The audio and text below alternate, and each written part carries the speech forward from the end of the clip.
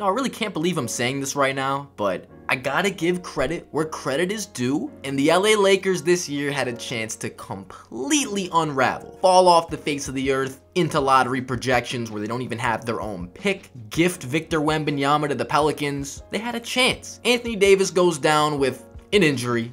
Shocker. First man I've ever seen sprain his ankle in midair, but it's besides the point. Anthony Davis is valued to the Lakers this year when he has been on the floor. Yeah, he's been a pretty important player. Contributes both sides of the ball. Obviously, we've seen this guy play in the NBA for years. It's been a decade. We saw what he did in that bubble. We know what he's capable of when he was playing with the Pelicans, when he's healthy, when he can establish a rhythm. And that's the worst thing about the injury. It's not just him not being on the floor, but there was so much momentum, how good he was playing. And then you're out 20 games and you pretty much hit the reset button. You come back, expect some rust, and hopefully you don't have to miss any games for the next 20-25 so you can get all that momentum back. But the reason why I have to give credit to this team is because it looked like it was all doom and gloom at that point. You look at some of the guys that are playing big minutes on this team. Not only Anthony Davis gets hurt, but you're also missing Lonnie Walker, Austin Reeves. Literally the two best wing players on your team. We're not counting LeBron as a wing. He's really been the 4 for this team this year. But basically your 2 and your 3, missing AD, Austin Reeves, and Lonnie Walker. Undoubtedly 3 of your 5 most important players, and this team is still winning games. This team is still fighting, coming back from deficits, competing with good teams. I mean, last night wasn't a great example of that.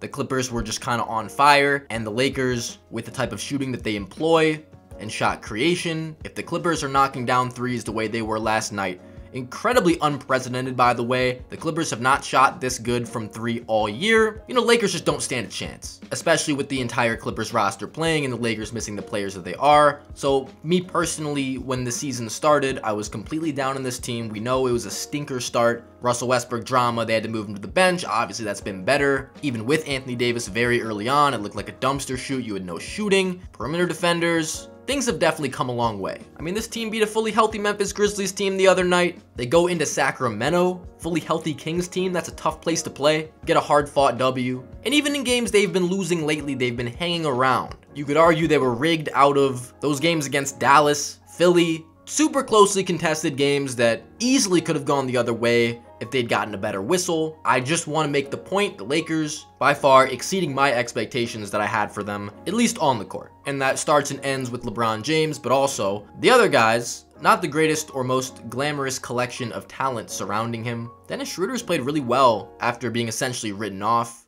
Thomas Bryant, coming off a major injury, been a great help for this team. And Russell Westbrook in the bench role, generally has flourished. It's not perfect, it's not pretty every single night, but I still will beat this point to death that Russell Westbrook, regardless of the role that he's put in with this Lakers team, he's still playing on the wrong team.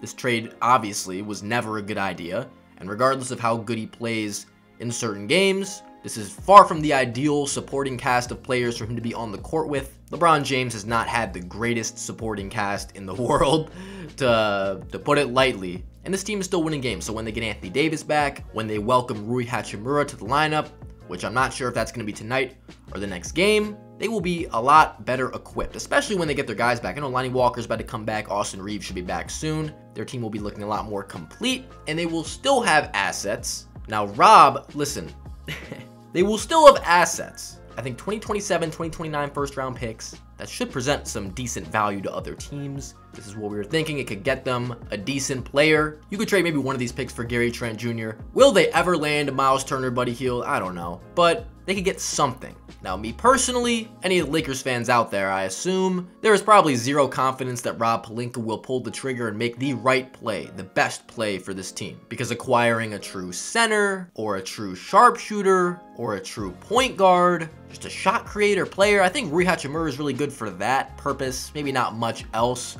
But just another guy to dribble the ball and shoot the ball off the dribble and to take possessions so that LeBron and Russ don't have to have the ball in their hands, or Dennis Schroeder on every single play. Especially when they get AD back, it'll be certainly what LeBron needs to get his usage down and get him some help out there. But this video is basically just to say I like what the Lakers are doing on the court. And Rui Hachimura trade, you can't be mad at it. The guy is still a young player with physical traits and skills.